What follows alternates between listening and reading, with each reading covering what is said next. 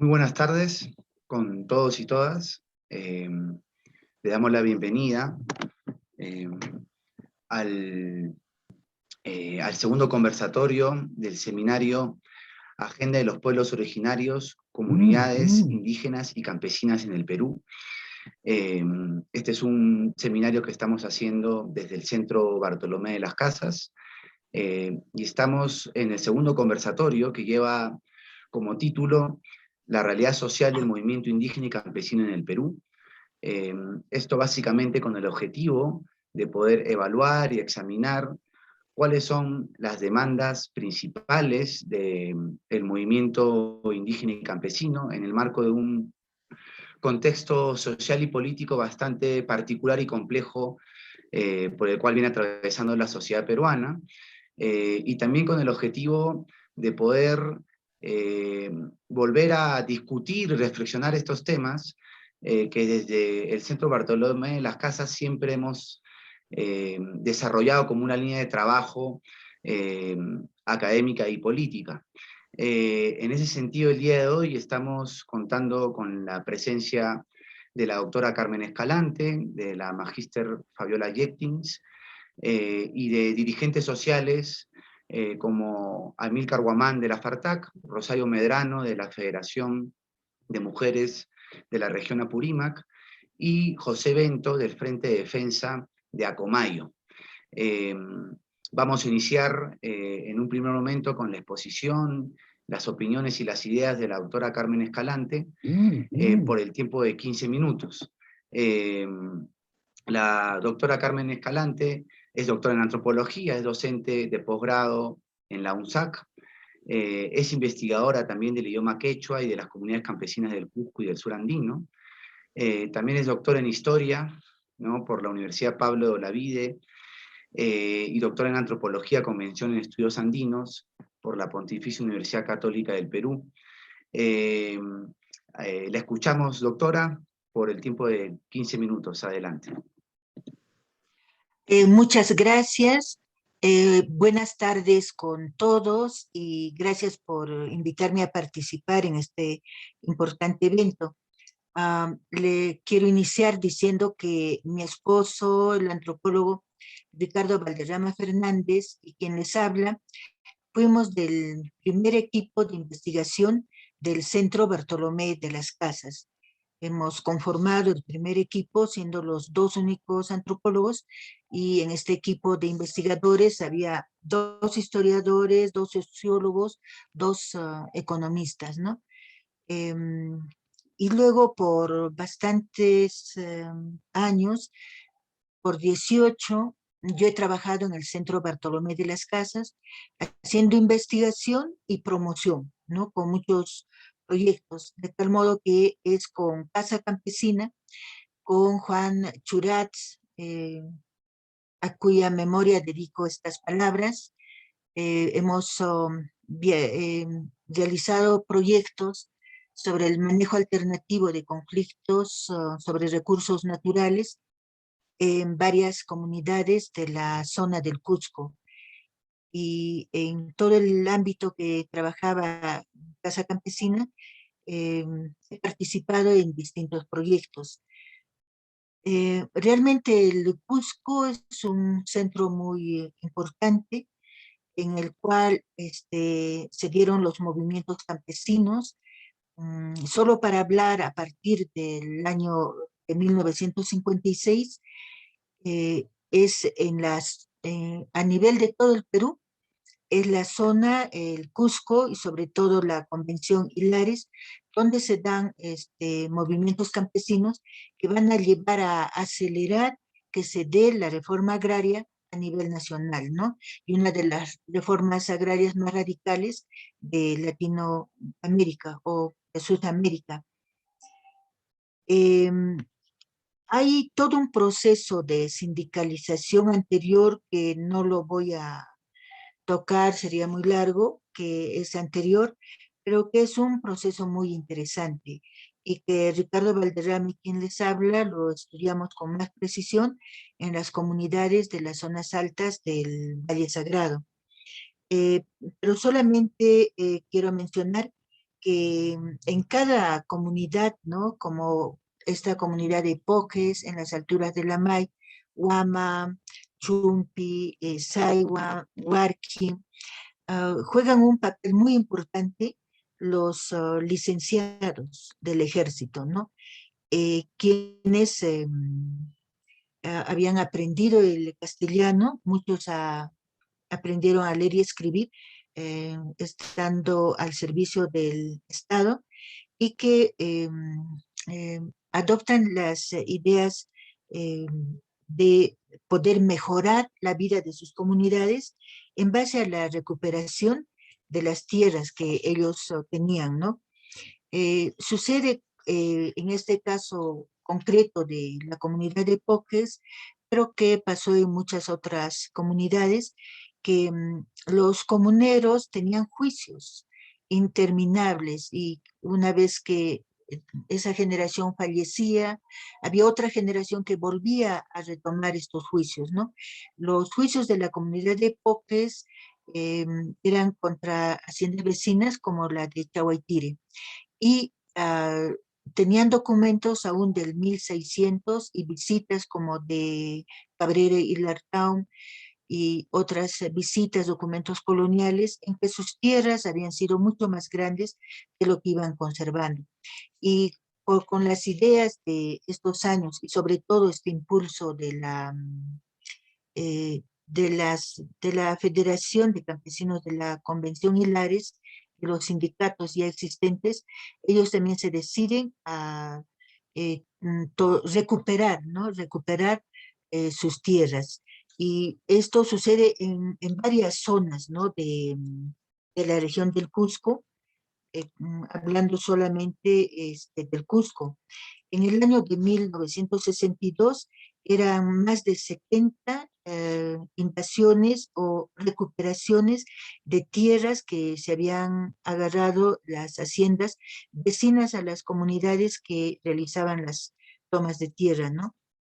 Los años 70 son muy importantes y en el recuerdo de los campesinos es una etapa victoriosa porque la, la casi como reciente fundada la Federación Departamental de Campesinos de Cusco tuvo la fuerza de llamar a los hacendados a sus oficinas, a esta casa de la calle Recoleta de la ciudad del Cusco, ¿no?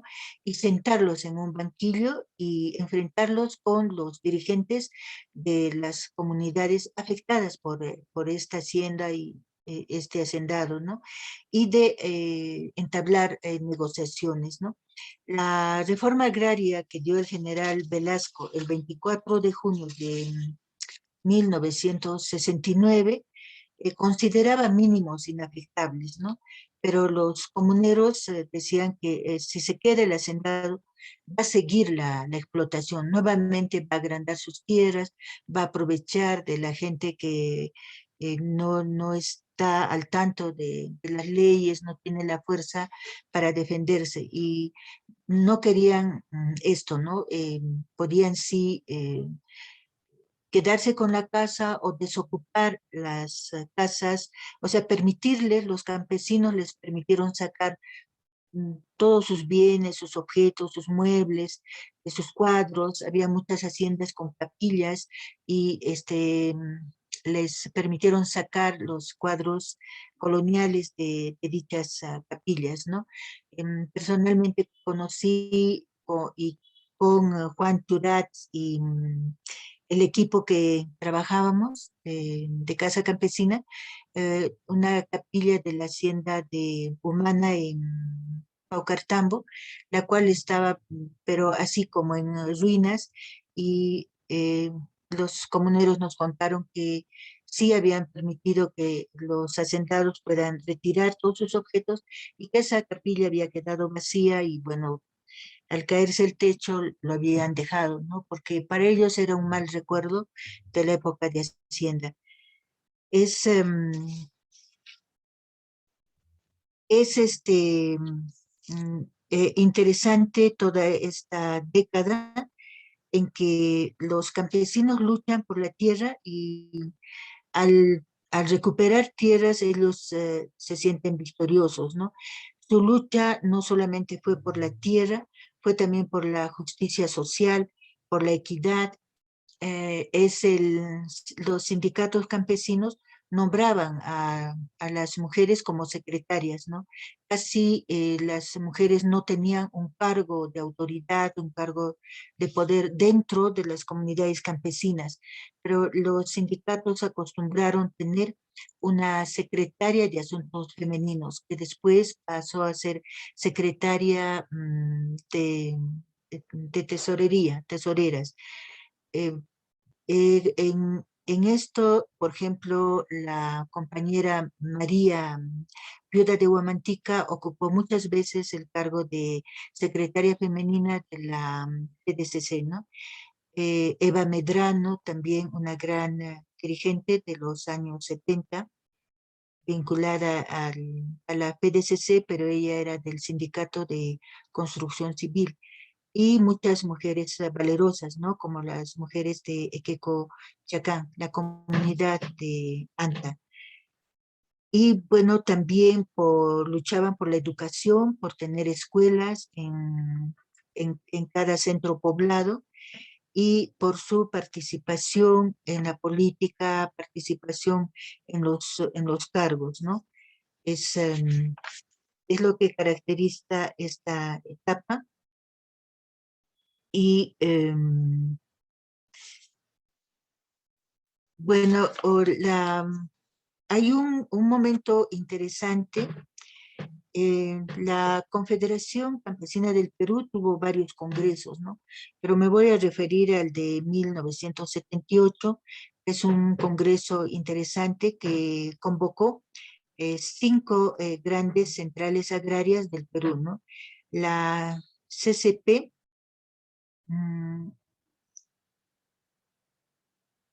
que estaba de secretario general Andrés Luna Vargas, creo es, el que era de Piura, un campesino de una comunidad de Piura que llegó a ser el secretario general de la CCP para el año 78, Luna Vargas, creo es. Y el de la CNA, cuyo secretario general era Abelino Mar. La CNA, Central Nacional Agraria, que se creó me parece, en 1973, impulsada desde el gobierno, ¿no? Desde, estando en el gobierno el general Juan Velasco Alvarado. Pero el año 74, en que lo sacan a Velasco y entra Bermúdez, tiene diferencias muy fuertes con la CNA, ¿no? Eh, Abelino Mar le da un cariz más progresista. Él no podía dejar los lemas las metas que se habían trazado desde el momento de la creación de la CNA, se sentía traicionado, ¿no? Entonces, esta CNA continúa movilizándose, tratando de independizarse en cierta forma del mismo Estado. A esto se suma tenemos 2 centrales, CCP, CNA, una CCP dirigida por Llamoja, me parece Manuel Llamoja, que era entre Ayacucho, Huancavelica, una federación de Andahuaylas, pero en total eran 5. Un equipo de investigación del CBC en que yo integraba este equipo, estuvimos en este congreso e hicimos un informe que salió publicado en el Boletín Sur de diciembre de 1978, con fotos muy interesantes de todo este evento, ¿no? Y es a partir de 1983 que el movimiento campesino comienza a replegarse por el problema de la violencia eh, que se puso más fuerte, que se había iniciado el año 80, pero se puso muy fuerte a partir del 83. Entonces muchos dirigentes campesinos eran perseguidos y es por esto que muchos dirigentes, bueno, es algo, eh, bueno, para el caso al menos de Huancavelica, es una situación que se da de crisis porque justamente el 80, en el segundo gobierno de Belaúnde, este da un decreto ley para revertir la reforma agraria. Y en aquellos sitios donde eh, se decía, ¿no? Por el artículo, que la tierra no estaba siendo bien trabajada y no producía como producía anteriormente el hacendado podía reclamar esta tierra y volver a tener su hacienda, ¿no? O al menos la cantidad de tierra que él probase ante el juzgado que era mal conducida por los campesinos. Entonces muchos campesinos, y en este caso el de la hacienda Santa Rosa de Petaglia, trataron de volver, ¿no? Y por supuesto los hacendados siempre ganaban en los juzgados. Y las comunidades, por ejemplo, de la zona de Huancavelica tuvieron que organizarse entre ellos para defender lo que ya habían ganado con la reforma agraria, ¿no? Y en este sentido, los dirigentes nacionales, dirigentes regionales no podían movilizarse, ¿no? Por los toques de queda, los problemas que se habían suscitado. Esto, digamos, que sus dirigentes campesinos, netos, quechuas, tenían que defender sus tierras, ¿no? Los logros que habían hecho en la década del 70. Y en esa década del 80, a estos dirigentes también trataron de cooptarlos el grupo alzado en armas y estos dirigentes se vieron entre dos fuegos, ¿no? O sea, de un lado, la legalidad, los juicios que venían ganando los hacendados, la policía que iba a resguardar, apoyar a los hacendados que volvían a las haciendas, y del otro lado, estas fuerzas ilegales alzadas en armas y muchos líderes eh, eh, fueron asesinados, ¿no? Es una etapa muy dura, creo, para todo el campesinado, sobre todo en la sierra y de esta generación, ¿no? De líderes fuertes de los años 70. Eh, para los, para la época actual, lo que se tiene es no solo ya una lucha por la tierra, el problema es ahora la lucha por eh, la defensa del medio ambiente, como tenemos a la defensora de la laguna, por ejemplo, eh, esta lucha también por la identidad, al menos las zonas que, que caminábamos o viajábamos con el equipo de Casa Campesina, zonas donde se reivindican los comuneros quechuas como descendientes de incas. Por ejemplo, toda esta zona de Quero, que ahora se llaman la Nación Quero, y también lo que es las alturas del Valle Sagrado, desde Huillo, Catacancha, lo que es Popes, Guama, Huarqui, ¿no? Hasta la zona de Chahuaytiri. Em, Estas zonas de Amaru, Sacaca, Cuyo Chico, Cuyo Grande, ¿no?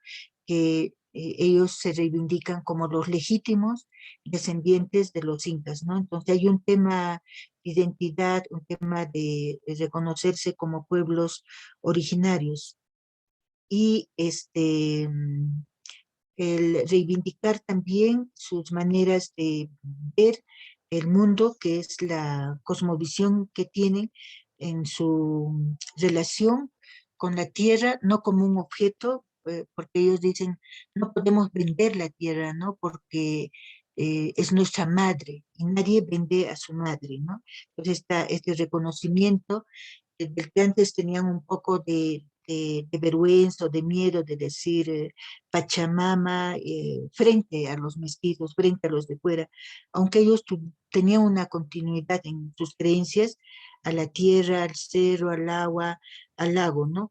Pero también estamos enfrentando un periodo en el que podemos reconocer aún desde las mismas autoridades que conforman el Congreso, que todo lo relacionado con lo indio es sentido como algo inferior, ¿no? Y que el indio está igual a lo que es conquistado, a lo que es derrotado. Y de esta forma estamos viendo la discriminación al idioma quechua por parte de autoridades oficiales y del otro lado, las comunidades que han tomado una conciencia de defender su identidad, defender su idioma y lo que sí vemos es que no hay organizaciones panregionales o también panandinas como sí lo hubo en la década del 70 e inclusive apoyado desde el mismo Estado como era la CNA. Gracias. Muchas gracias, doctora Carmen Escalante, por sus reflexiones y por el recuento histórico que nos ha compartido el día de hoy. Recordarles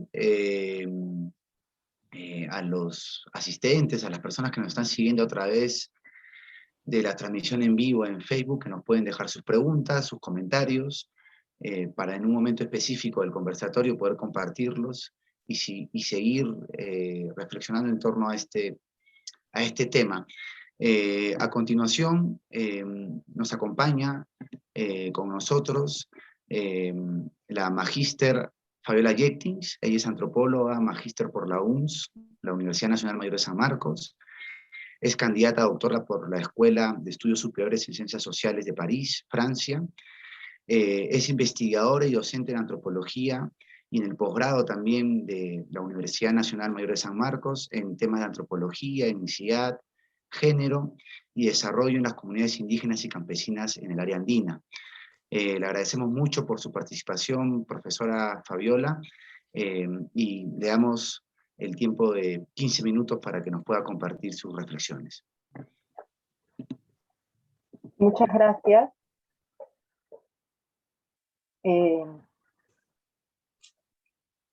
Buenas tardes. Sí, estoy haciendo ya. Bueno, yo quisiera también agradecer la invitación a este evento y también saludar el importante trabajo que realiza CBC acompañando a las organizaciones campesinas, ¿no?, desde hace muchos años.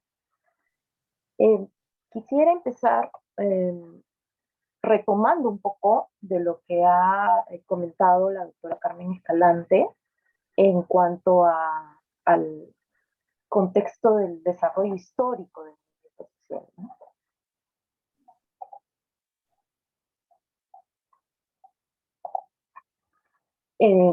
Entonces, un poco para hablar de la situación del movimiento social indígena y campesino, es importante, justamente como lo ha hecho la doctora Carmen Escalante, hacer un recorrido histórico, ¿no? Recordar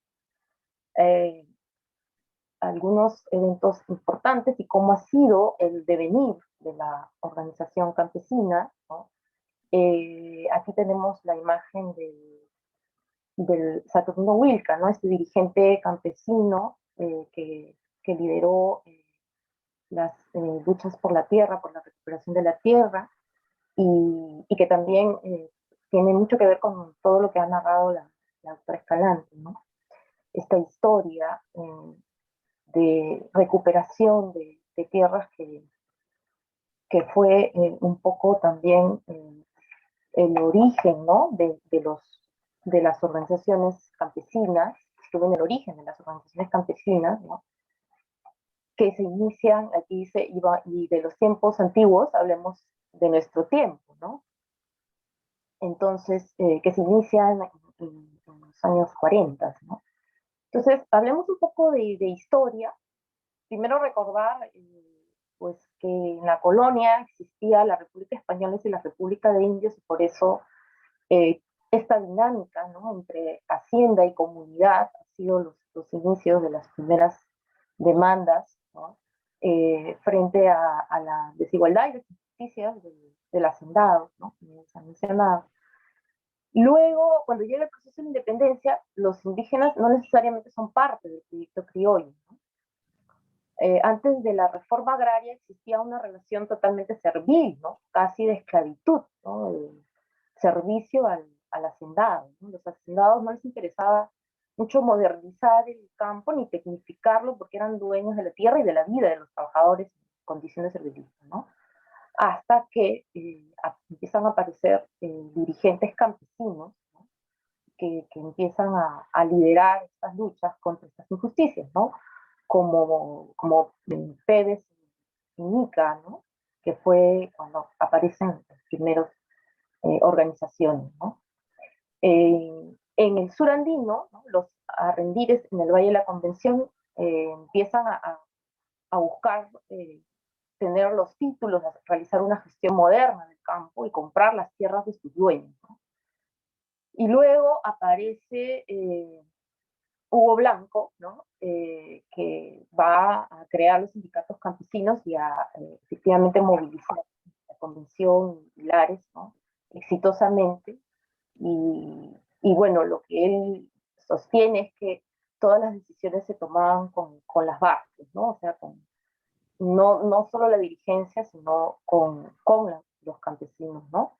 Y es por eso su parte, ¿no?, de lo exitoso, ¿no? Entre 1920 y 1979 hay que recordar también, para entender un poco qué es lo que ha pasado con la comunidad campesina, ¿no?, e indígena, que las leyes de comunidades indígenas y campesinas se caracterizaban por las 3 I, ¿no? La inembargabilidad, la inviolabilidad y la imprescriptibilidad de la propiedad de la tierra. Hasta 1920, incluso la integralidad, ¿no?, que muchas veces ahora también se demanda, ¿no?, el acceso a territorio integral, ¿no? Y en el 79 queda solo la imprescriptibilidad y aparece la figura de las tierras vacías, las tierras eriáceas, ¿no? Luego viene todo el proceso de aplicación de la reforma agraria, y con ello la organización campesina, ¿no?, desde el gobierno revolucionario de Velasco, ¿no?, que también posteriormente va a implicar una reestructuración de la propiedad de la tierra, ¿no? Y en las zonas donde no se aplicaba la reforma agraria, ¿no?, también la recuperación, ¿no?, las tomas de tierra, por ejemplo en Andahuay, las pampas de Anta, ¿no? Y el lema de la reforma agraria, la tierra para quien la trabaja, ¿no? Luego, entre los años 70 y 80, se da una emergencia de la organización social campesina indígena, ¿no?, con, por ejemplo, las organizaciones amazónicas, ¿no?, del Consejo Aguarena Huambiza, la FECUNAO, NACE y CEP, y en los años 70 también la CNA, ¿no? Y los años 80, que también han sido mencionados por la doctora Escalante, ¿no?, vienen con una transformación de la organización campesina, que si bien se mantiene o persiste, también se va dividiendo, ¿no? Primero los objetivos eran revolucionarios, entonces después de la reforma agraria, ¿no?, van cambiando y disminuye la reivindicación de la lucha por la tierra. Además que se tiene toda la situación que ya fue comentada, ¿no?, de la violencia política, el conflicto armado interno, ¿no?, con el saldo también, ¿no?, de las amenazas a los líderes y a los dirigentes campesinos, ¿no? Y la crisis también del modelo sustitución de importaciones que trajo consigo la exclusión de los campesinos como productores de alimentos básicos para la población nacional, ¿no? En consecuencia, la lucha por la tierra abre paso a una contienda que se da por el acceso a recursos productivos, ¿no? También insumos como semillas, como fertilizantes, eh, como asesoría, capacitación técnica, ¿no? El movimiento denotaba la crisis de la vía campesina, es decir, del modelo de la pequeña y mediana agricultura, ¿no? En confrontación con el modelo neoliberal. No sé cómo estoy de tiempo. Yo le aviso, yo le aviso. Está bien. Más bien, solamente comentarle que creo que hay problemas con la presentación, no sé si... ¿No se está viendo? Se ha perdido, ahora se ha perdido la presentación. No sé si pudiera volver a compartir, profesora. Ya.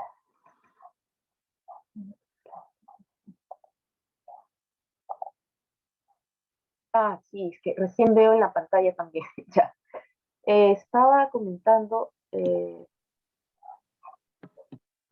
ver, si no lo voy a... Aún hay 7 minutos de tiempo. Ya. Creo que ahí se ve, creo que se ve bien, ¿no? Porque, ya, está bien, perfecto. Entonces, habíamos, a ver, me he quedado aquí, ¿no? ¿Hasta aquí se vio? No sé si se vio, no se vio. Bueno, entonces estábamos comentando, ¿no? Que los años 80 trajo la crisis del modelo de sustitución de importaciones, la exclusión de los campesinos como productores y la crisis también de la vía campesina que había optado por la pequeña y mediana agricultura, ¿no? En confrontación con un modelo neoliberal que empieza a acentuarse con la apertura a las inversiones, ¿no? Y con las contrarreformas agrarias, ¿no? Que ya aparece los sectores movilizándose, ¿no? Gremiales, empresariales, ¿no? Que reclamaban un lugar en la producción, ¿no? Entonces, esto viene también un poco como sucesión, ¿no? De lo que hemos estado viviendo. La primera imagen es el gobierno de Manuel Prado, ¿no?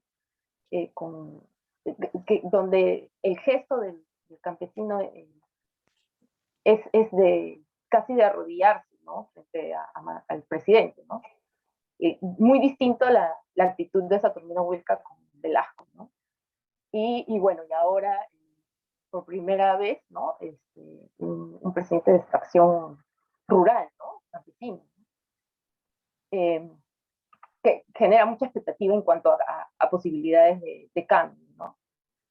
Entonces, la organización social campesina en los años 90, con la entrada del neoliberalismo, agudiza también, de alguna manera, la exclusión, ¿no? Y la producción campesina fue sustituida por importación, y eso también trae crisis en el sector agrario. El gobierno de Fujimori además se considera como el mayor retroceso en la defensa de la tierra de las comunidades, ¿no? Porque primero se estipula en la normativa que el Estado es dueño del subsuelo, ¿no? De los recursos del subsuelo, y después se incluye incluso la libre disponibilidad, ¿no? de las tierras de las comunidades campesinas, ¿no? Entonces esto afecta definitivamente la organización, ¿no? Y también van perdiendo ascendencia los gremios campesinos, ¿no? A medida que se agudizaba la crisis, incluso entra en un proceso de replanteamiento, ¿no? Por la crisis del discurso clasista y la politización también de las identidades étnicas y culturales que emergen nuevamente, ¿no? Hay un proceso de indianización, ¿no? Entonces, los escenarios neoliberales a partir del 2000 es con la reconfiguración de la importancia de los extractivismos y su disputa con otros modelos de desarrollo, ¿no? En la diversificación productiva y de uso de los recursos naturales y del territorio, ¿no? En la Amazonía, las concesiones a compañías extranjeras se extienden sobre parques naturales, áreas protegidas y territorios tradicionalmente ocupados por grupos indígenas, ¿no? Con proyectos productivos como cultivo de palma, petróleo, proyectos energéticos, mineros, ¿no?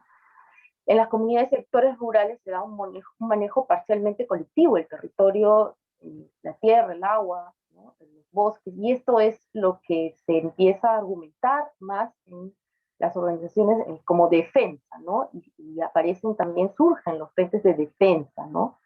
En el Perú la mayoría de conflictos socioambientales, además, en estos años empieza a ser, ¿no?, a deberse por temas ambientales, por la minería, hidrocarburos, el sector energético, forestal, ¿no?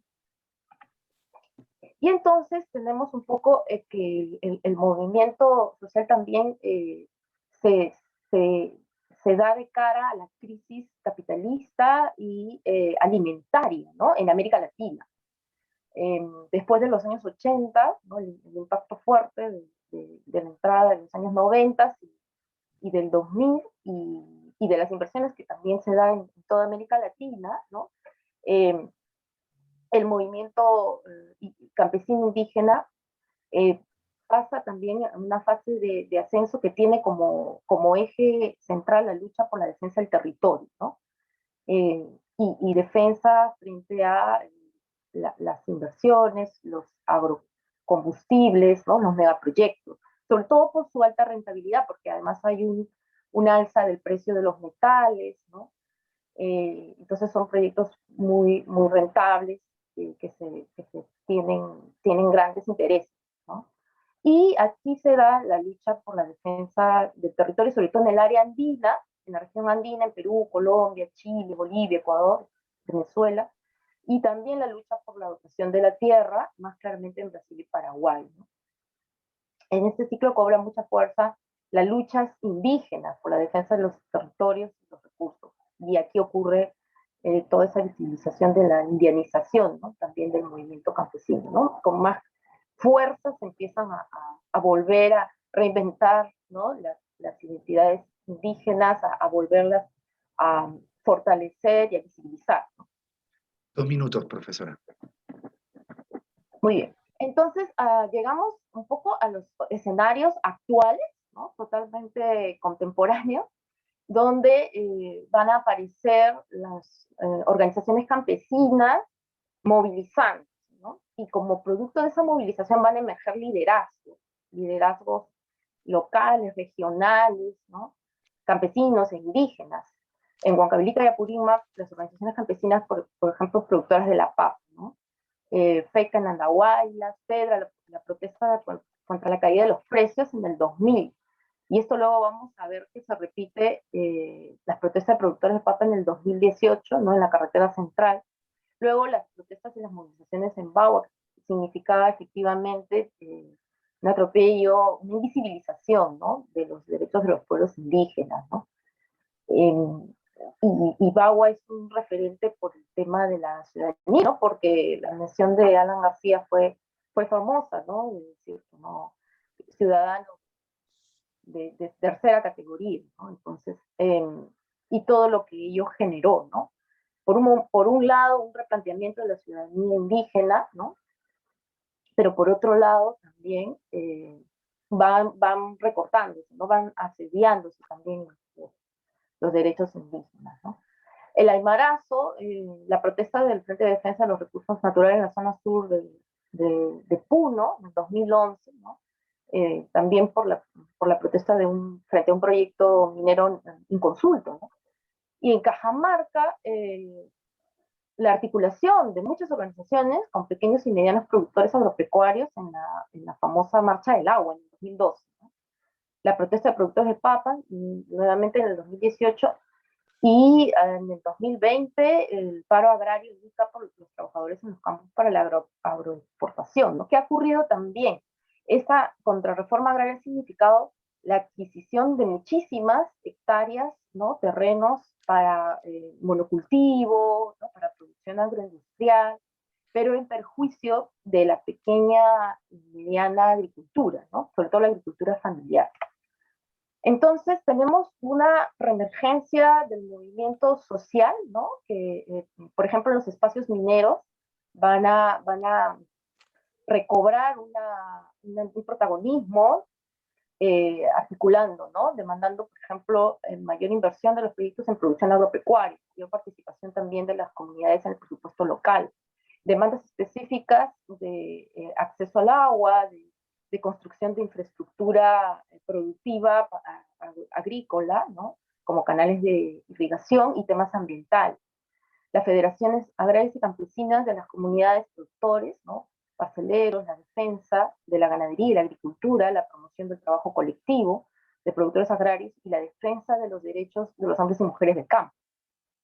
La organización campesina visibilizó la necesidad de cuidado de los recursos naturales, la necesidad de asegurar las condiciones de producción agrícola frente a la entrada predominante de los proyectos mineros, ¿no? Esto, por ejemplo, es lo que ha ocurrido en el sur andino, ¿no?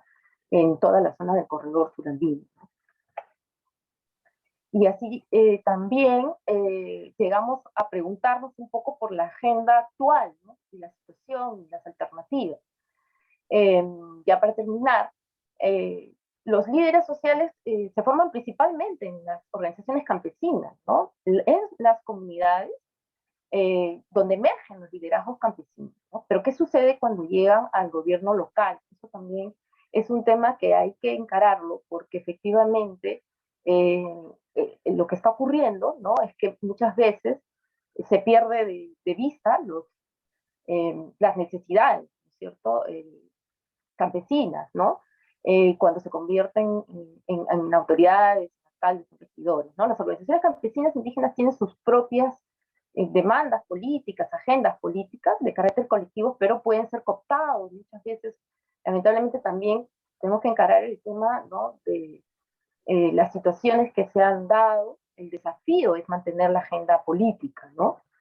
Y tomar lo mejor del empoderamiento de las capacidades para gestionar y construir un desarrollo con identidad propia, ¿no? Como una apuesta de cambio necesario, ¿no? Con una priorización propia, ¿no?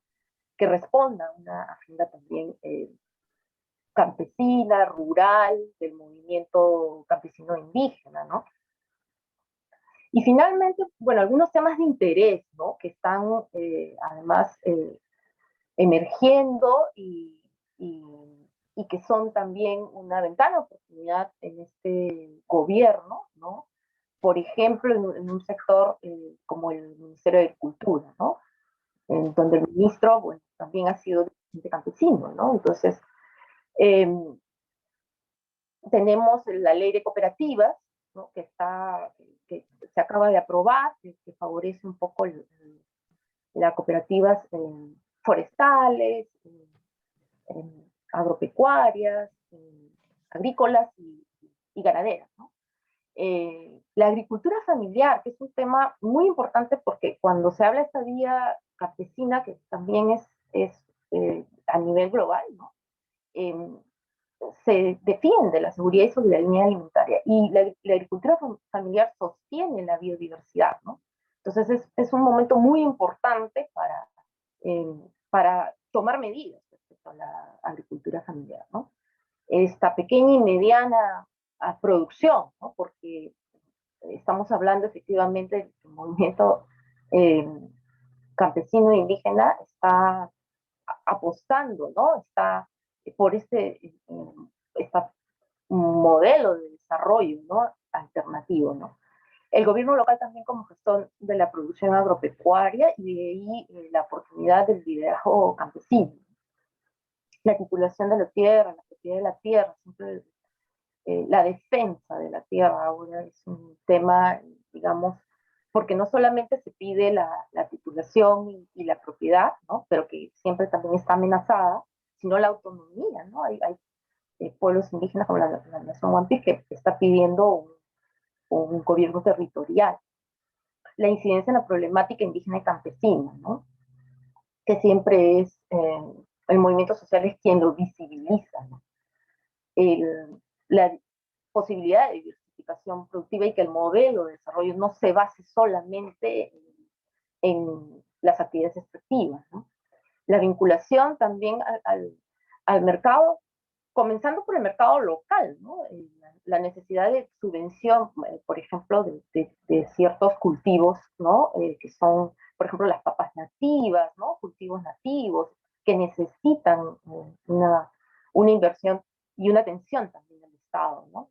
Y la priorización de los temas ambientales, ¿no? Que ahí hay un objetivo claro, porque son quienes visibilizan, ¿no es cierto?, el tema de la tierra, el agua, el aire, la Pachamama, ¿no? Que con la indianización ya hubo toda una enunciación, ¿no?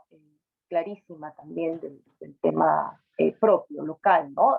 Ritual, ¿no? Cultural, que ha sido muy importante. Entonces, estos son los temas que quería un poco apuntar, ¿no? Para poder intercambiar. Muchas gracias. Muchas gracias, profesora Fabiola Jettings. Agradecer a la doctora Carmen Escalante, a la magíster Fabiola Jettings por sus exposiciones, por sus lineamientos e ideas planteadas. Un objetivo central de estos conversatorios es dialogar con el movimiento social organizado, ¿no? Con los líderes del movimiento campesino e indígena, en particular de la zona del sur andino. Es por eso que ahora vamos a pasar a escuchar las opiniones, ¿no? De dirigentes de la zona de Cusco y de Apurímac. Vamos a empezar con el compañero Amílcar Huamán. Amílcar Huamán es secretario general de la Federación Agraria Revolucionaria del Cusco, de la FARTAC, ¿no? Le damos el tiempo, compañero Amílcar, por 10 minutos para que nos pueda plantear sus opiniones y sus reflexiones en torno a la actualidad del movimiento campesino e indígena en el país, ¿no? Y poder escuchar su evaluación al respecto. Adelante, compañero Amílcar. Añanchakuki wayqi, anchamunasqa wayqipanaykuna llapaychwanpas sukachi sinkachu, hatun apayta chaskirichis desde la gloriosa y combativa Federación Agraria Revolucionaria Tupac Amaru del Cusco, FARTAC. Agradecerles por la invitación al Centro Bartolomé de las Casas y felicitarle también por el trabajo incansable que hace por nuestros hermanos del campo, por nuestros hermanos agricultores. Entonces, bueno, mi nombre es Amílcar Huamán Huamá, natural de la comunidad Nansaya, Urinsaya, Collana de Anta, del distrito y provincia de Anta, de la región del Cusco. Bueno, comenzaremos hablando sobre nuestra situación de los movimientos sociales indígenas campesinos. En el contexto que nos toca vivir, efectivamente, felicito también, agradecerle a los que han antecedido, a nuestras doctoras, magíster, ellas, en estudio sociológico que ellos hacen, ¿no? Felicitar por ese trabajo. Pero sí, nosotros hablaremos desde la chacra, desde el campo. ¿Cómo estamos viviendo o qué visión o qué es lo que nosotros visionamos frente a esa situación que nos toca vivir o que nos tocó vivir desde allá, desde la reforma agraria hasta hoy en día? Sabemos bien, nuestro Perú se enmarcó pues dos espacios, este sector tan importante que nos da de comer a los hombres del Perú. En este entender sabemos que tenemos una agricultura extensiva, que son la agricultura de la agroexportación, y lo otro pues que es nuestra agricultura familiar, en la cual nosotros estamos basados, en la cual nosotros vivimos el día a día. Podemos decir, es una tristeza tal vez el abandono que se tocó vivir en estas décadas a los hermanos del campo. Nos pareciera que nosotros ya nos habíamos acostumbrado a este tipo de vivir.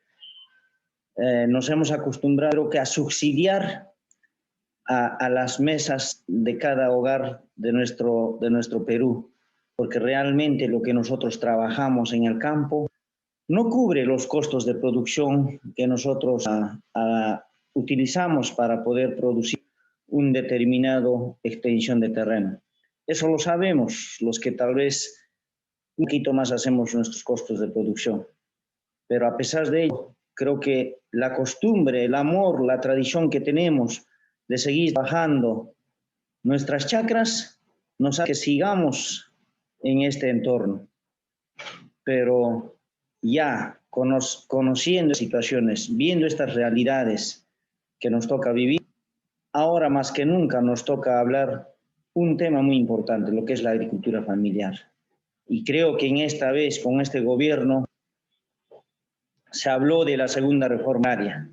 Y en este contexto es donde que tal vez muchos de los políticos, muchos de nuestros gobiernos piensan que aún el agricultor, el dirigente, estamos solamente para estirar la mano. Pero no, yo creo que en estos años nos han enseñado también de cómo hacer políticas agrarias, de cómo hablar un poco de nuestra situación en nuestro contorno campesino, labrador, criador. Creo que eso hemos aprendido y gracias, recalco, a muchas instituciones que tal vez no han inculcado en este sector. Es por ello que yo quiero más enfatizar en esta agricultura familiar que hoy en día estamos convencidos que tenemos aliados desde el gobierno central, que también es un hombre del campo, como también tenemos un ministro que es un hermano de nuestras tierras oriundas del Cusco. Y tenemos el firme compromiso de trabajar, de juntar ideas, de discutir estos temas, no solamente en nuestro sector. Creo que ya se planteó a nivel nacional que se tiene que trabajar fuertemente en estas cumbres regionales. ¿Por qué? Porque la realidad son distintas en cada departamento. Cada región tenemos distintas formas de producción o tipos de producción.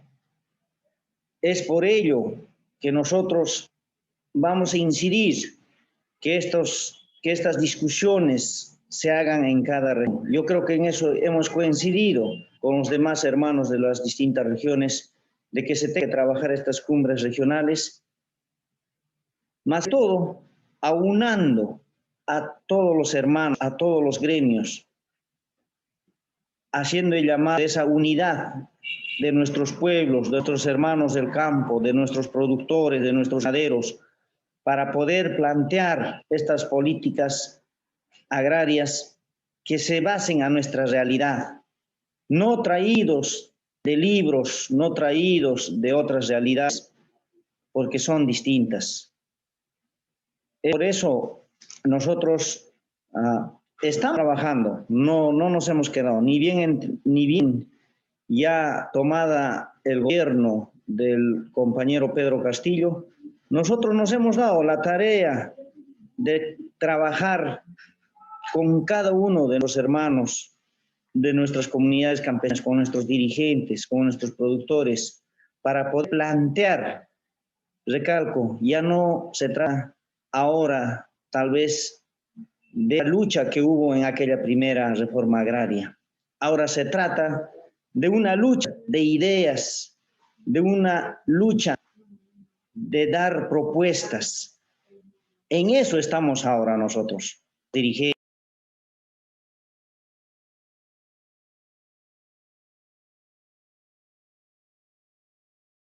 Para nuestros sectores. Y es por ello que nosotros ya venimos trabajando, no es que nos hemos quedado ahí. Y por eso nosotros justamente pedimos la intervención del Estado en el financiamiento agrario, con un sistema claro y fuerte de intervención, colocando recursos.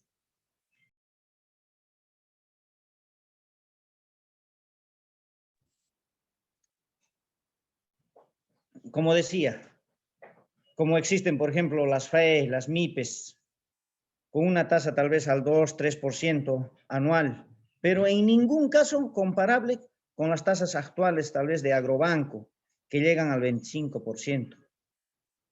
También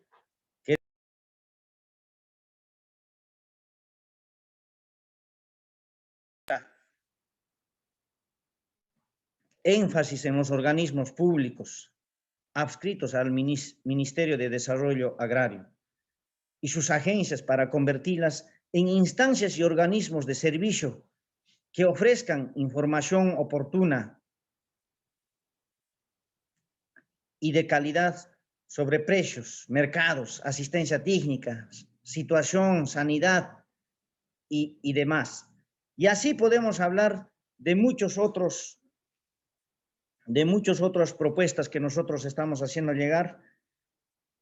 ¿Cuánto pudiéramos hablar de muchos temas que ya tenemos tal vez en cartera para hacer llegar y proponer al gobierno, al ministro? Entonces, es tal vez lo poco que tal vez pude compartir con ustedes, hermanos, agradecidos por este espacio y espero que haya otras nuevas oportunidades para seguir discutiendo estos temas muy álgidos con respecto a nuestro sector agropecuario. Muchas gracias. Muchas gracias, compañero Amílcar Guamán, por su intervención y por la agenda y necesidades planteadas desde el gremio de la FARTAC.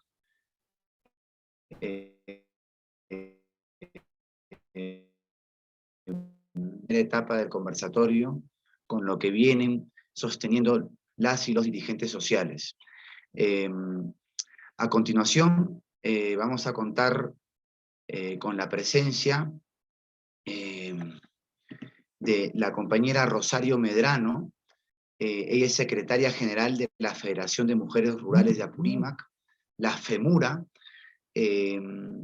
Por el tiempo también de 10 minutos, compañera Rosario, le escuchamos. Usted tiene el uso de la palabra. Muchas gracias, compañeros, compañeras que están presentes en esta reunión. Yo soy la señora Rosario Medrano Aguirre, presidenta de la Federación de Mujeres de Región de Apurímac, una organización con más de 14 años de creación.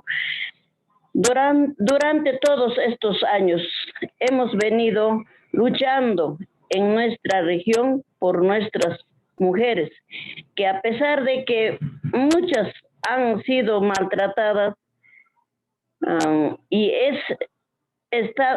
por el Estado, por los gobiernos y también por nuestras autoridades, ¿no?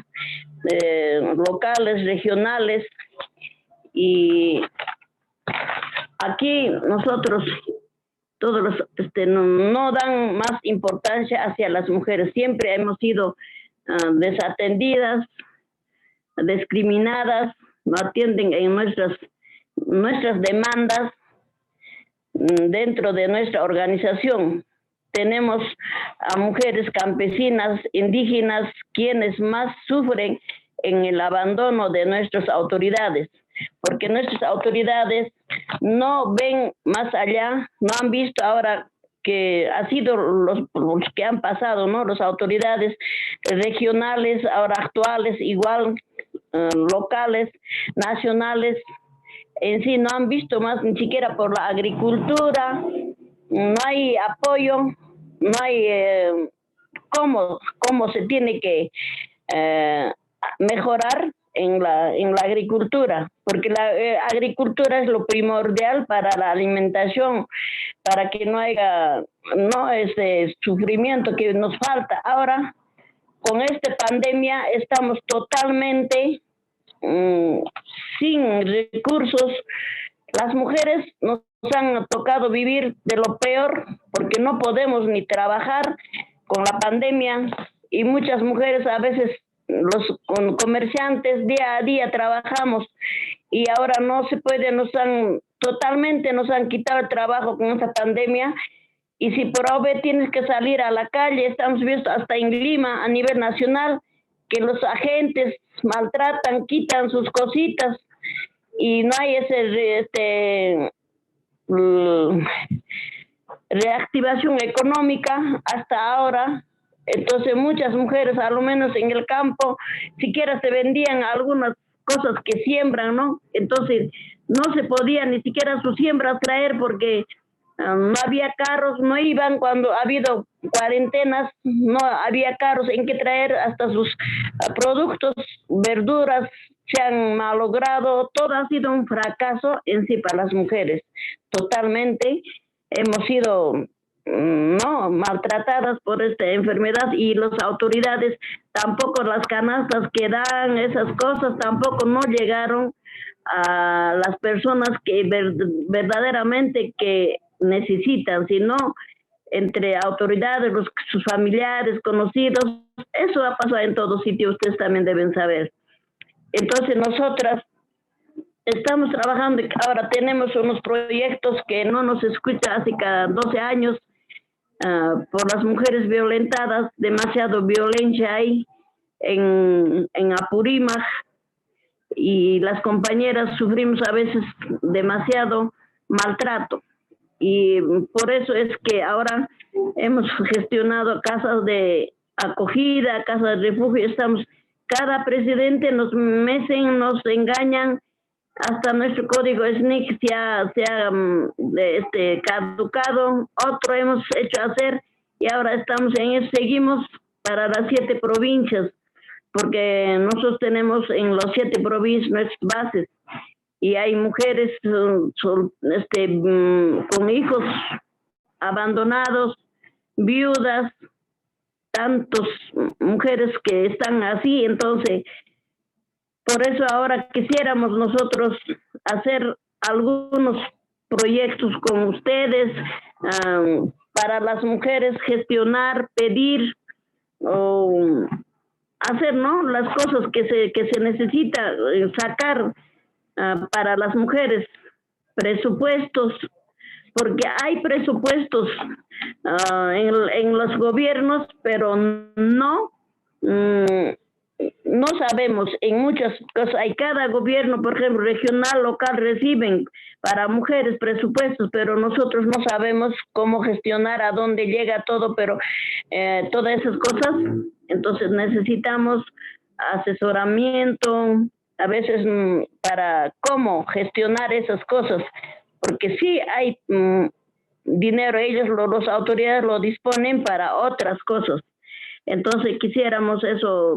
Y ahora las mujeres sufrimos, muchos están en sus pueblos y a veces cómo están mantenerse con lo que siembran, con lo que pueden, y a veces ahí siempre falta tantas cosas para las mujeres que nosotros sufrimos. Por ejemplo, los que trabajamos acá mismo en los mercados, por ejemplo, estamos maltratados por las autoridades, nos maltratan, nos han cerrado el mercado, a los que necesitan no quieren dar los puestos, tantas cosas hay y mucho sufrimiento hacia las mujeres. Entonces, todas esas cosas estamos pasando y mucho necesidad hay, ¿no? Y ahora quisiéramos con las autoridades actuales gestionar para las mujeres que más necesitan. Hay niños abandonados que sus padres ahora con COVID, por ejemplo, han muerto y han quedado niños huérfanos solamente con sus mamás, algunos hasta con solo sus abuelitos. Todo ese sufrimiento ahí. Entonces, y en la chacra quisiéramos también que haya que haya una persona que les apoye cómo hacer, porque a veces a los champazos no siembran bien, y a veces apoyo técnico se necesita también, ¿no?, para avanzar en la siembra. Un minuto, compañera Rosario. Ya, compañero, gracias. Entonces, compañeros, eso es lo que nosotros acá las mujeres sufrimos, la discriminación, y por medio de tendríamos que hacer algunos petitorios, algunas propuestas para las mujeres. Las autoridades, que haya leyes a favor de las mujeres, que haya, a veces hacen ordenanzas, todo, y no se cumple, no han cumplido. ¿Cuántas ordenanzas mujeres, autoridades han sacado cuando eran regidoras, así?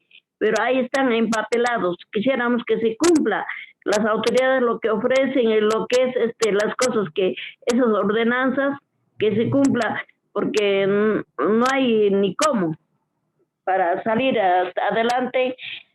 esa violencia, a veces adolescentes embarazadas, tantos problemas que tenemos. Muchas gracias, hermanos, por esta oportunidad que nos han brindado para Apurímac. Que Dios las bendiga. Muchas gracias. Muchas gracias, compañera Rosario Medrano. Por el mismo tiempo, de 10 minutos, cerrando la reflexión y el intercambio de opiniones por parte de los dirigentes y dirigentas sociales, contamos con la presencia de José Bento. José Bento es vicepresidente del Frente de Defensa de los Intereses de la capital provincial de Acomayo. También es historiador de la Universidad Nacional San Antonio Abad del Cusco. Recordarles, antes de darle el paso al compañero José Bento, que aún pueden dejar sus comentarios, sus preguntas, sus opiniones en la transmisión en vivo a través del Facebook del Centro Bartolomé de las Casas. Con este aviso, le doy el pase al compañero José Bento. Adelante, compañero José. Por 10 minutos lo escuchamos. Bien, muchas gracias, compañero Miguel. ¿Se escucha el audio? Sí, se escucha el audio. Muchas gracias, compañero Miguel. También saludar a los compañeros de los gremios de la FARTAG y también de FEMURA, desde Apurímac, y a nuestros compañeros ponentes también, a la doctora Carmen Escalante, y también a la otra ponente. Muchas gracias por la invitación, compañero Miguel, y agradecer a la CBC por esta oportunidad. Bien, efectivamente, la realidad campesina, originaria, desde los pueblos originarios, indígenas, ¿no? Creo que viene, para poder de repente analizar el contexto actual, deberíamos un poquito de retroceder sobre todo el proceso que ya lo han expuesto la doctora Carmen Escalante, ¿no? Sobre los movimientos sociales que se han formado, ¿no? Y cómo es que de repente llegamos a este contexto social actual, ¿no? Lo que tal vez habría que recalcar en todo ese proceso histórico es una característica muy importante, es sobre todo la herencia colonial, ¿no? Porque la sociedad desde que se fundó la República, ¿no? Se ha forjado pues una sociedad dualista, ¿no? Una sociedad bajo un patrón histórico, oligárquico, ¿no? Una sociedad occidental, una sociedad occidental andina, una sociedad limeña y el Perú profundo, una sociedad moderna y los pueblos tradicionales, ¿no?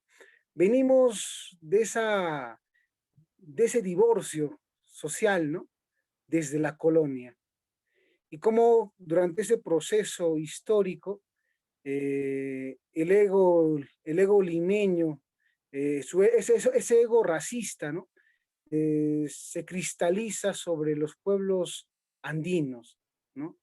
Venimos de esa estructura social, ¿no? Que aún después de la independencia o de esta independencia inconclusa, ¿no? El campesino, los indígenas, hemos seguido siendo sometidos, ¿no? Hemos seguido siendo marginados. Por ejemplo, mencionar, después de la independencia, después de la batalla de Ayacucho de 1824, en 1825, ¿no? Se declara el castellano como lengua oficial, ¿no? Venimos de ese proceso histórico, ¿no? De de la que más se habla, pues, ¿no? Del centralismo, ¿no? Quienes han hecho o quienes han hecho o han fundado supuestamente la historia, la república, que es lo que expresa el discurso oficial, ¿no?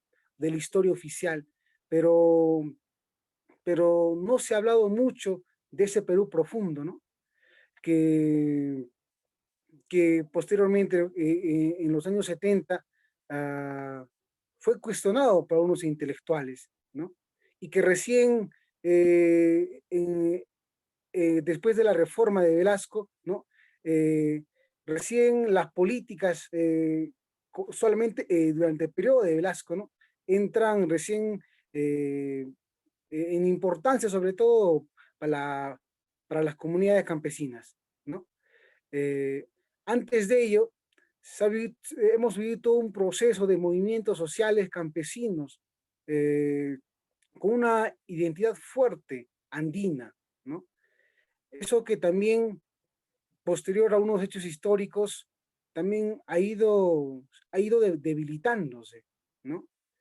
Este debilitamiento de los movimientos campesinos, pues, nace a partir de la dictadura de Fujimori, desde la fundación de este modelo neoliberal, ¿no?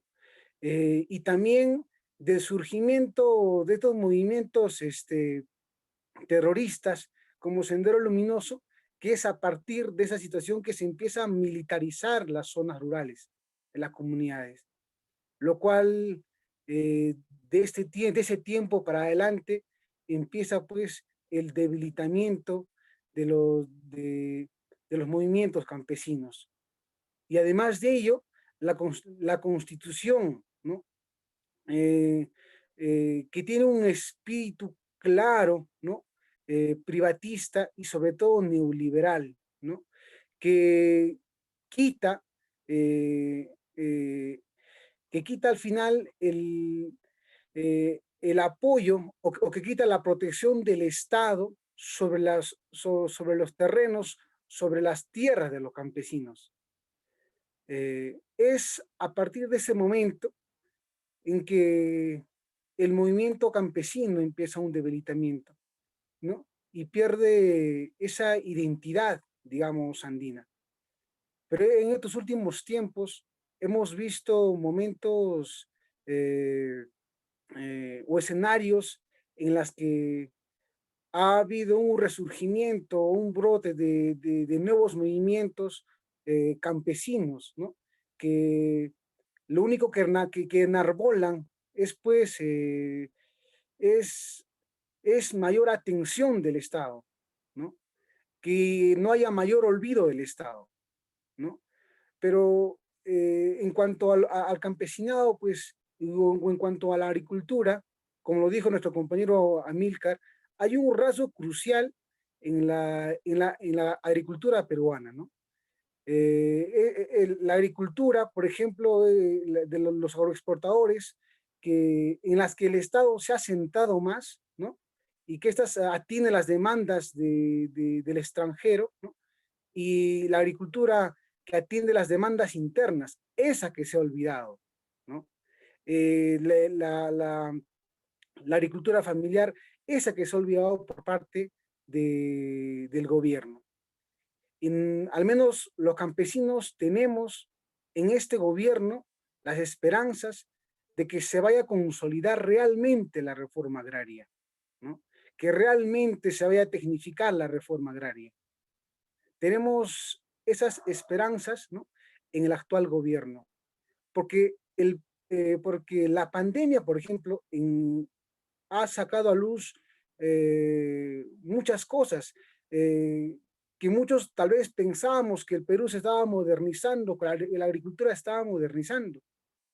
Por ejemplo, en mi provincia, a raíz de la pandemia, a raíz de la sequía que hemos vivido el año pasado, ha salido a luz muchos defectos, muchos atrasos, aunque son latentes en la agricultura, sobre todo la infraestructura de riegos tecnificados, siembra y cosecha de agua.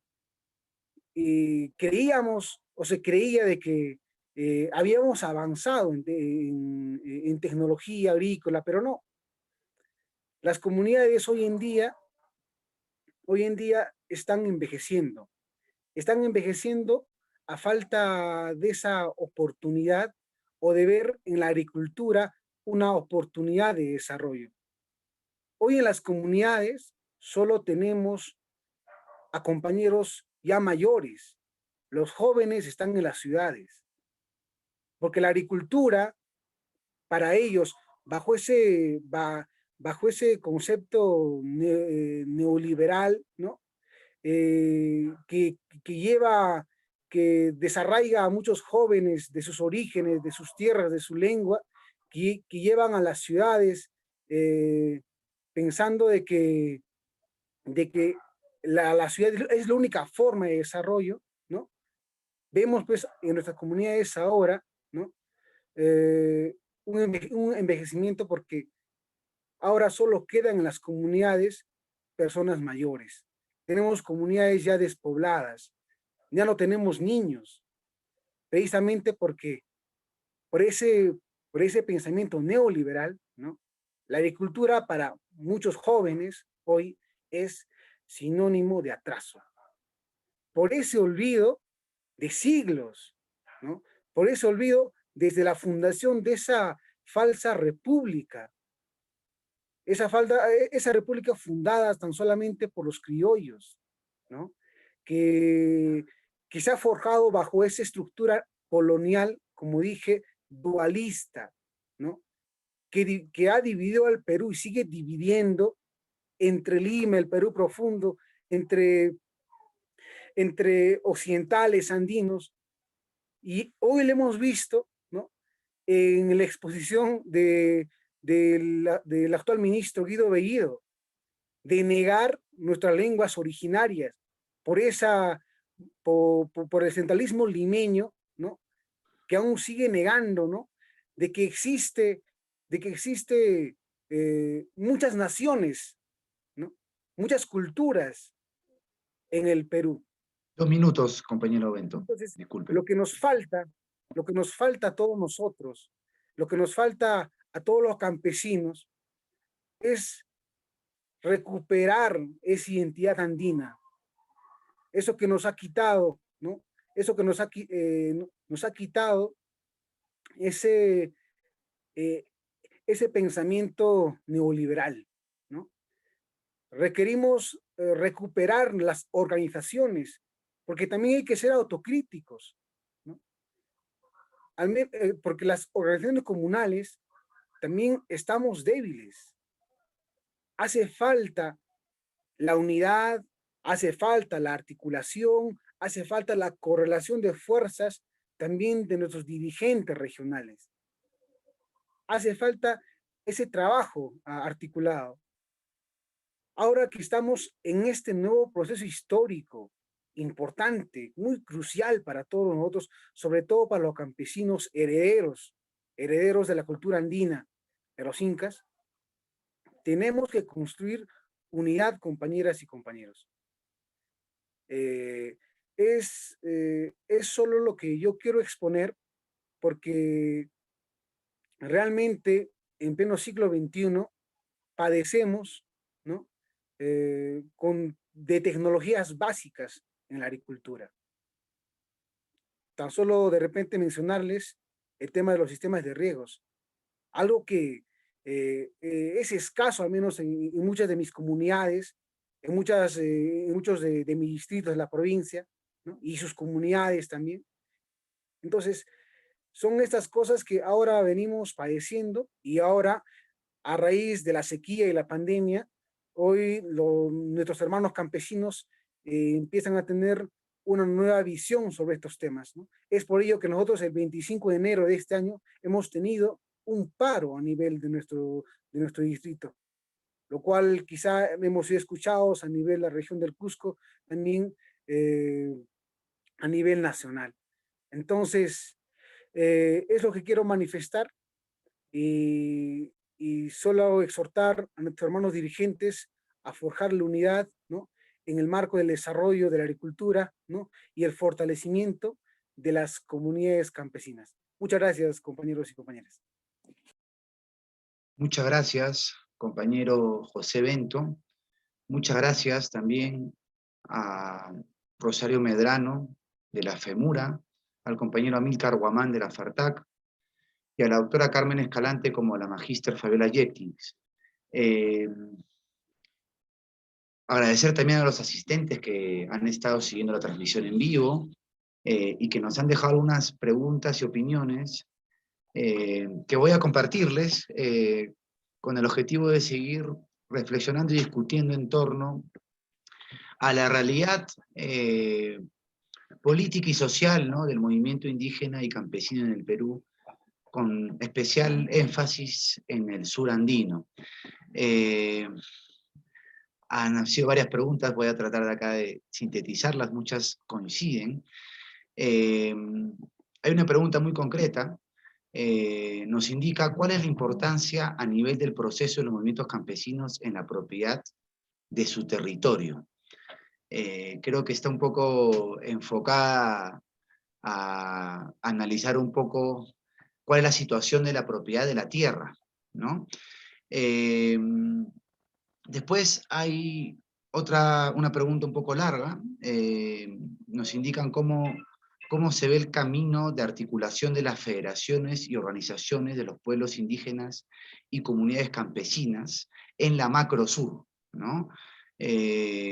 Pregunta incluso si en el Perú existe una especie de articulación parecida a la de Bolivia. Importante de pronto entrar a este contraste, a este nivel de comparar realidades regionales. Hay una opinión de Andrés Alencastre, indica lo siguiente: la profesora Fabiola muestra una secuencia real de la presencia de los movimientos y los contenidos de las agendas del movimiento campesino indígena, pero al final, en los temas de interés, se inclina por un progresismo que se queda al interior o dentro del actual modelo hegemónico en curso, ¿no? Es una opinión de Andrés Alencastre. El mismo Andrés Alencastre también plantea o indica alguna opinión sobre lo planteado por Amílcar Guamán, en donde, bueno, hace una especie de resumen, ¿no? Indica que la descentralización por departamentos con presencia participativa de los gremios y organizaciones de productores es importante. Pregunta cómo se está caminando en ese sentido. Y si existe alguna especie de planteamiento en política pública respecto a la agricultura familiar. Hace hincapié en quizás se pueda profundizar respecto al acceso a condiciones preferentes de semillas, insumos, financiamiento, y cómo desarrollar los mercados desde lo local, ¿no?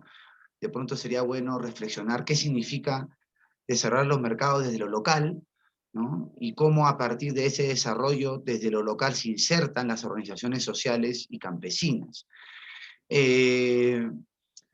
Bueno, finalmente, hay una pregunta que habla sobre el tema del rol del Estado, ¿no? Durante el proceso de la historia de lucha del campesinado, ¿cuál fue el rol principal del Estado? ¿No? Y si existen estudios al respecto, y si de pronto nos pueden compartir cuál fue la vinculación, ¿no?, entre el Estado, entiendo particularmente de la década del 70, del general Velasco Alvarado, con todo el proceso que implicó la reforma agraria, la toma de tierras, la lucha por la tierra,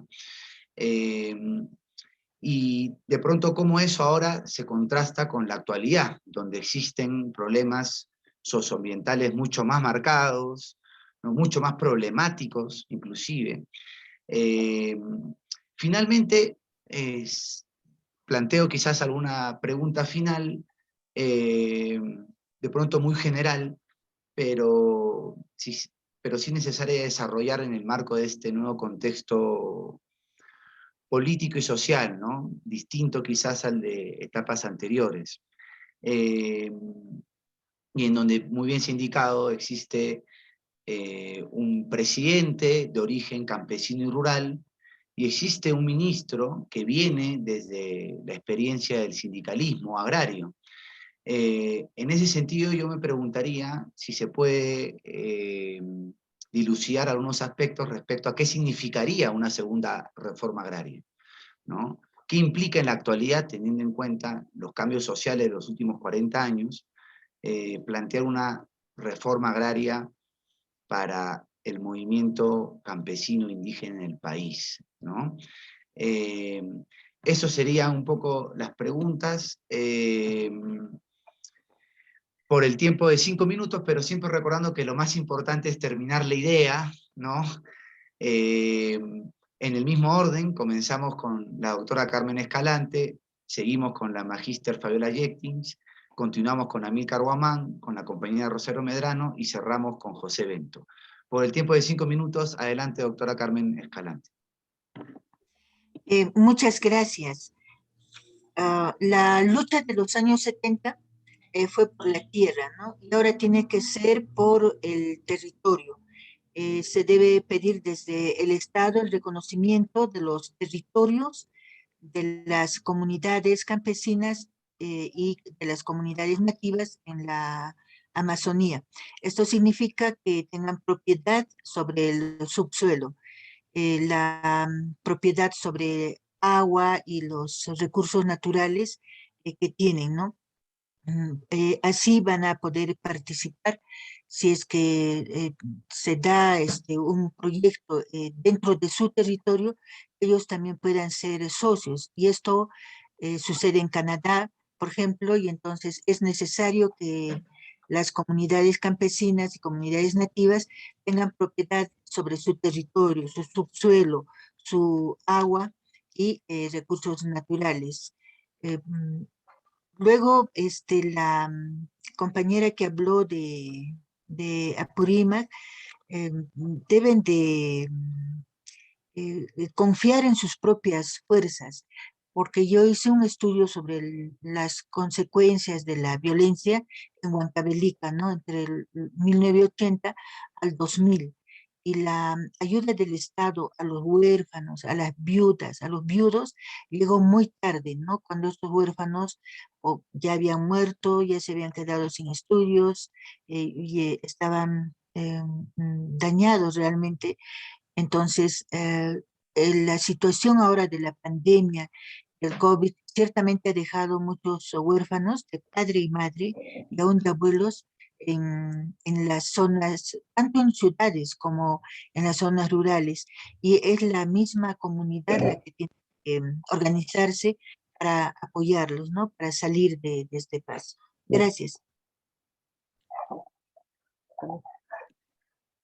Muy bien, muchas gracias, doctora Carmen Escalante.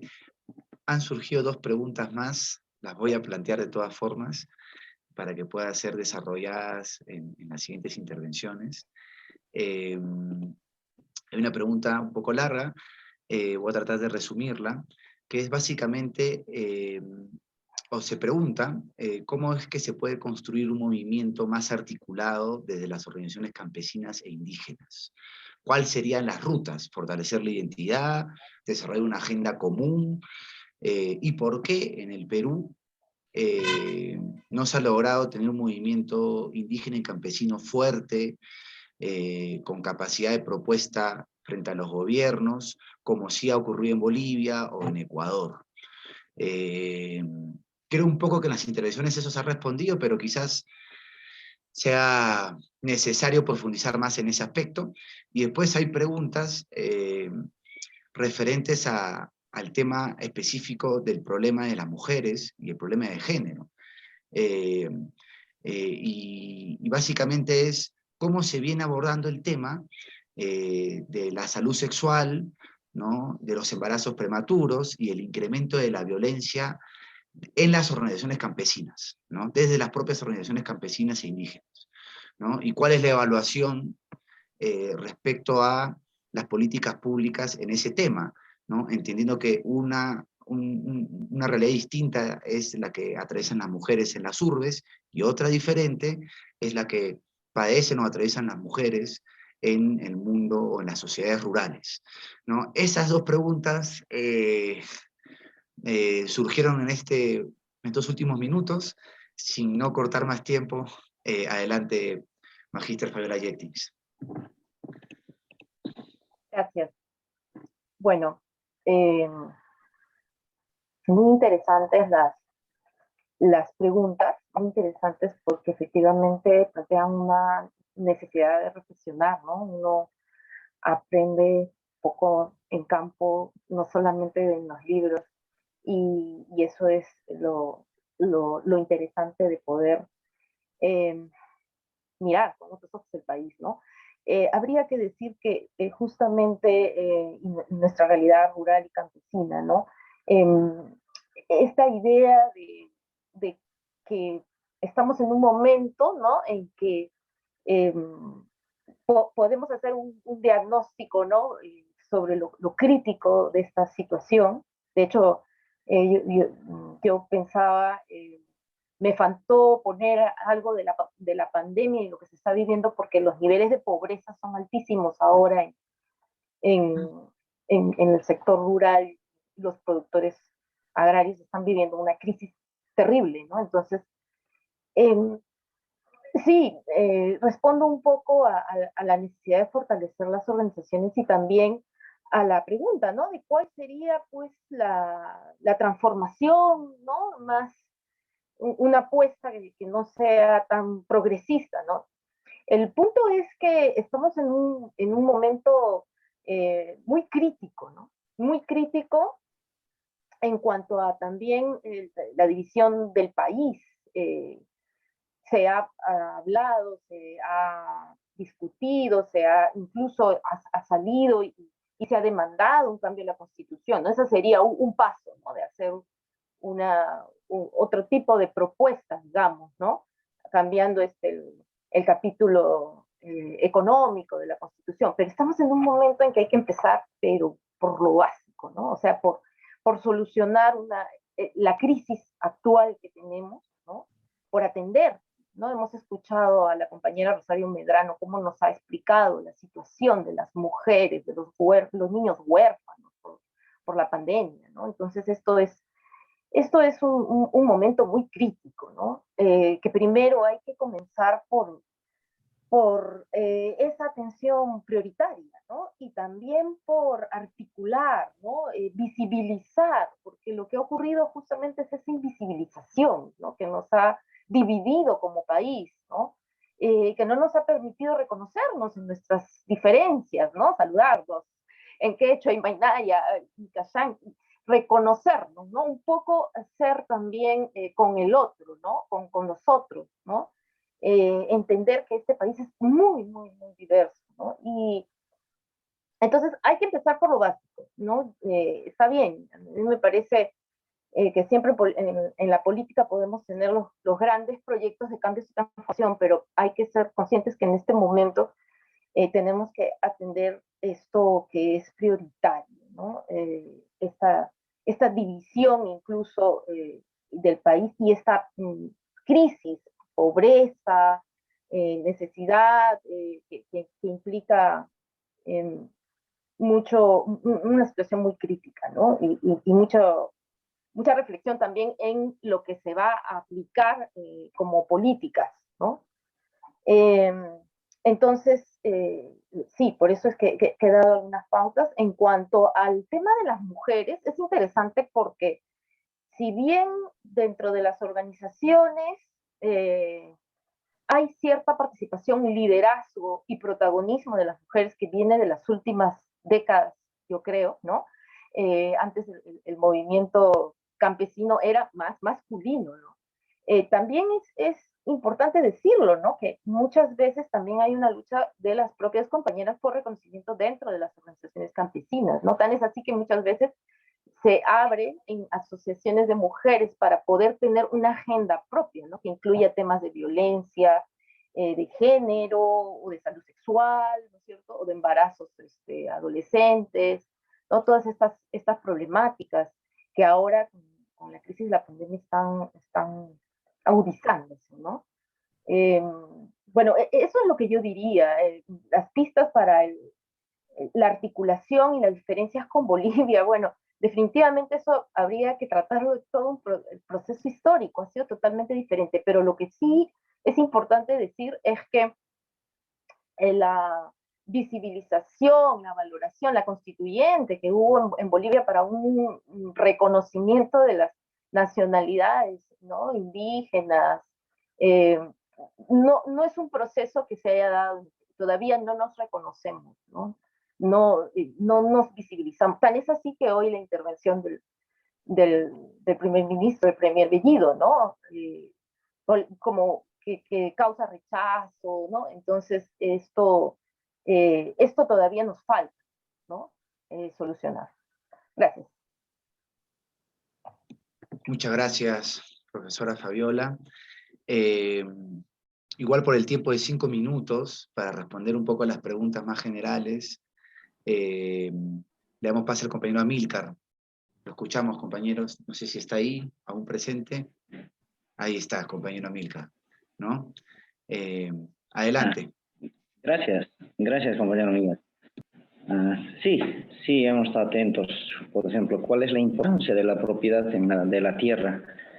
Vemos que las propiedades, con los títulos de propiedad que se dieron a las comunidades campesinas, acá más aún de hacer tal vez propiedades individuales, siempre tenemos que velar por la situación colectiva, y dentro de ello pues, hablemos de asociatividades, de cooperativismos, porque cada uno haciendo lo que pensamos, lo que creemos, no vamos a avanzar mucho, pero si nosotros aunamos esfuerzos, ideas, pensamientos, planteamientos, vamos a llegar lejos. Entonces, eso creo que es lo más importante. En cuanto a cómo se están articulando las iniciaciones macrorregionales, es una tarea fuerte. Ahí justamente tiene que ver el querer asumir como dirigentes de las organizaciones, ya dejando al lado tal vez celos muy tal vez de lo antiguo, que mi gremio es mejor, tuyo no. Olvidémonos, acá se trata del interés de nuestros pueblos, de nuestras comunidades, del trabajo que queremos realizar. Acá no hay más ni menos, acá somos uno. Y ahí es lo que se tiene que apuntar, donde que cada uno tomemos conciencia y digamos, ahora más que no nos necesitan nuestros hermanos del campo para poder seguir articulando y trabajando. Eso. Ahora, en lo que significa la segunda reforma agraria, eso es muy importante porque siempre se ha hablado de este tema.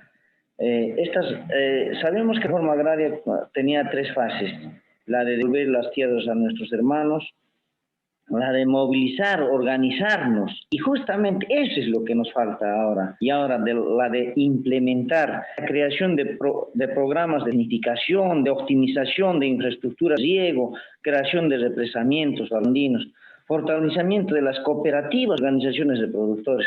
Ahí es lo que se tiene que apuntar. Esa es la segunda reforma agraria. Entonces, a ello es el trabajo que hoy día nos espera. Entonces, agradecidos por este espacio. Espero que sigamos conversando y dialogando estos temas. Son muy importantes y álgidos para, más que todo, para nuestro sector agropecuario. Gracias, compañero. Muchas gracias, compañero Amílcar. Igual por el mismo tiempo, quizás algunas reflexiones finales, respondiendo a algunas de las preguntas o terminando algunas de las ideas, le damos el tiempo a la compañera Rosario Medrano, también por 5 minutos. Adelante, compañera Rosario, la escuchamos. A ver, compañeros, disculpe, ¿cuáles eran las preguntas? No hay problema, las vuelvo a leer Estaba rápidamente, distraída. no hay problema. De manera un poco resumida. Bueno, se hablaba un poco sobre el tema de la articulación, ¿no?, de las federaciones y organizaciones campesinas e indígenas, cómo se podría fortalecer esa articulación. Había otras preguntas que indicaban qué políticas públicas se podrían plantear ahora en este nuevo gobierno respecto al problema de las mujeres campesinas, Y quizás de pronto sería importante, compañera Rosario, que nos pueda seguir comentando cómo ha venido afectando la pandemia a las mujeres campesinas de su región Apurímac. Eso es un poco, son preguntas un poco generales. Muchas gracias, compañero. Bueno, nosotros, en las mujeres, claro, en la reactivación económica no ha habido mucho, ¿no? Entonces, sería bueno, de repente hacer, como el hermano decía, organizarnos, asociarnos y hacer unirse y trabajar de repente así en organizaciones, juntarse las mujeres, porque a veces cada uno por su lado, claro, trabajamos en nuestro negocio así, pero a veces hay personas también que no tienen esa mentalidad de negocio, ¿no? Entonces de repente coger ahí del gobierno regional, por ejemplo, ahí creo hay unos en grupos para trabajar. Así no sé si podría trabajarse, ¿no? Articulándose juntas con las unirse todas las organizaciones y pues poner lo que se llama la propuestas para esto, porque cada uno tampoco, cada organización solo no se va a poder hacer si no nos unimos, por ejemplo, al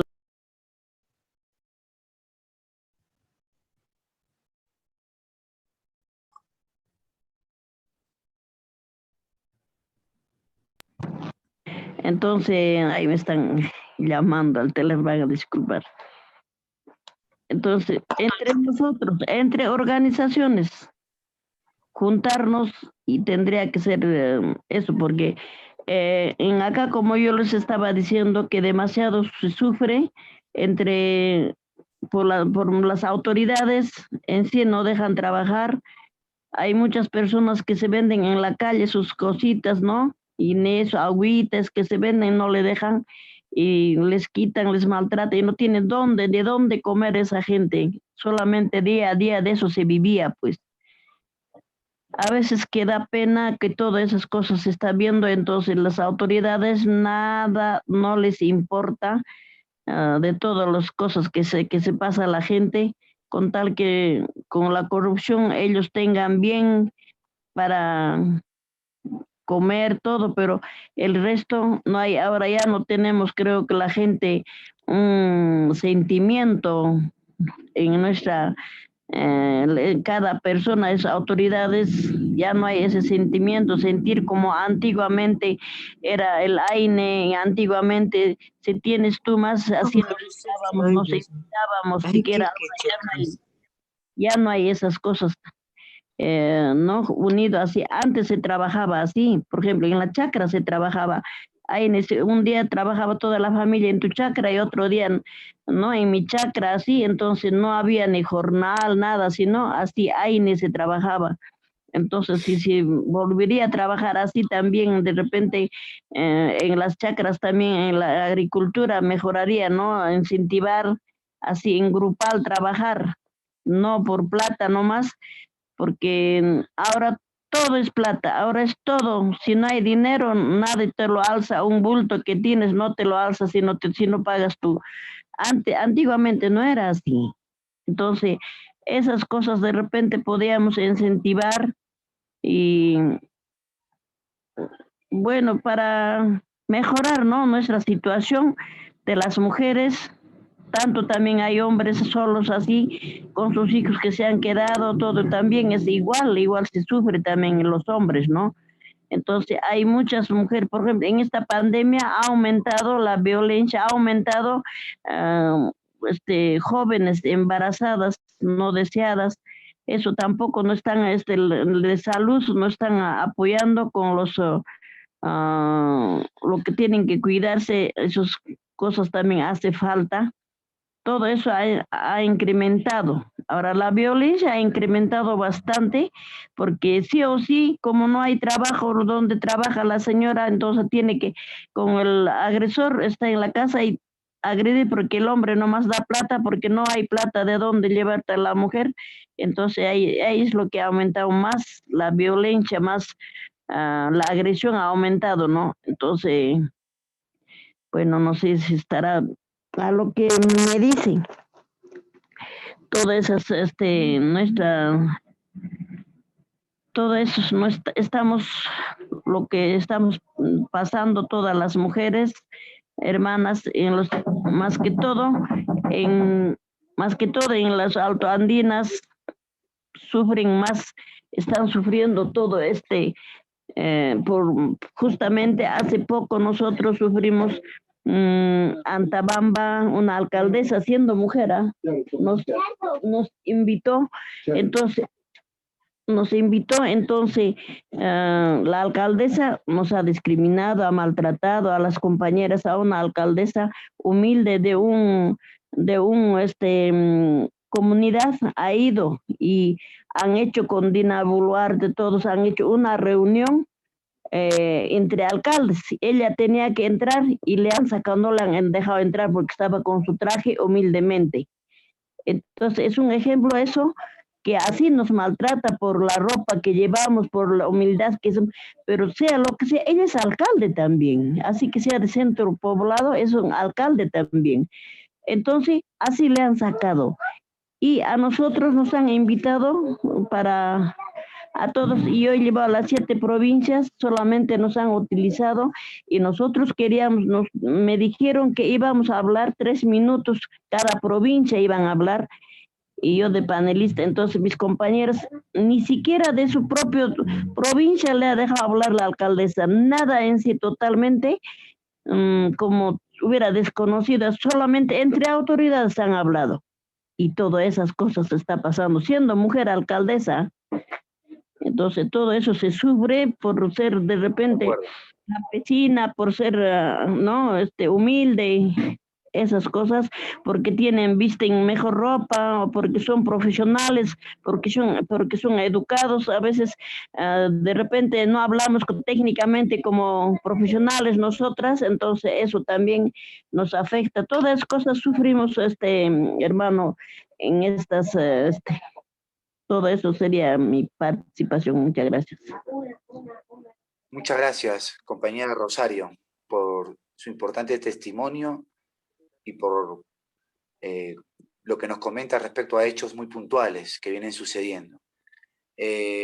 Finalmente, ya para terminar, ha sido un conversatorio un poco largo, la verdad, pero creo que bastante rico al momento de intercambiar opiniones y de combinar miradas entre dos antropólogas que estudian el tema y que tienen un conocimiento sobre lo que viene ocurriendo, y entre dirigentes sociales en la actualidad, ¿no? Dirigentes y dirigentas. Para finalizar, ¿no? Compañero José Bento, por 5 minutos, quizás para responder algunas preguntas y también para que pueda redondear algunas ideas, ¿no? Adelante, compañero José. Bien, muchas gracias, Miguel. Sí, respecto al debilitamiento del movimiento campesino, hemos visto en otros últimos tiempos el surgimiento de nuevos movimientos, ¿no? En el siglo pasado se puede decir que existía un movimiento principal, un movimiento notorio en el Perú. Ese era el movimiento campesino, ¿no? Pero en el siglo XXI vemos diferentes movimientos sociales. Entonces, un defecto también tal vez del debilitamiento del movimiento campesino es la movilidad social, ¿no? Del campesino. Porque un tiempo es campesino, está en la chacra agricultor, después se va a la ciudad y se vuelve, y es obrero, ¿no? Es obrero o es ¿no? O sea, también es lo que ha ido sucediendo en estos últimos tiempos, ¿no? Entonces, lo cual también ha ido reduciendo las fuerzas del movimiento campesino, ¿no? Segundo, el tema de la articulación del movimiento campesino indígena, ¿no? Es, bueno, el tema de este fortalecimiento. El gobierno, nuestro ministro, el compañero Víctor Maita, han estado mencionando el tema de la segunda reforma agraria. Pero a esto hace falta realmente tener claro esta reforma agraria desde las organizaciones de base. Algo que aún no, todavía no estamos viendo, seguramente en el proceso se irá implementando todos estos mecanismos. Como bien lo ha dicho el compañero Amílcar, un mecanismo son estas cumbres regionales, que son, porque el tema de la reforma agraria tiene que estar bien clara y bien entendida para todos los movimientos campesinos y organizaciones sociales. Algo, déjame decirte, compañero Miguel, que todavía no ha llegado y no ha calado aún en un gobierno del pueblo en las comunidades más alejadas. Entonces, hace falta realmente esa articulación y esa construcción de estos movimientos sociales para al final crear un soporte a este gobierno siempre y cuando, ¿no? Siempre y cuando cree las condiciones para la transformación social de las condiciones en las que vive el campesino, de las condiciones en la que ara la tierra, ¿no? Eh, lo tercero, compañero Miguel, yo hablaba de esta herencia colonial de carácter dualista, eh, bueno, específicamente respecto a nuestras lenguas originarias. Y se ve en estos tiempos, aún en el siglo XXI, que no hemos logrado consolidarnos como nación, ¿no? Muchos profesionales que vienen de las ciudades al campo realmente no logran llegar, o sea, a las comunidades porque no hablan sus lenguas y porque además tampoco no está en los requisitos básicos para poder de repente ocupar un puesto, ya sea en las municipalidades, ya sea en los centros de salud, no existe un requisito básico de exigir de que se hable correctamente el quechua. Algo que está sucediendo o que ha sucedido en Bolivia.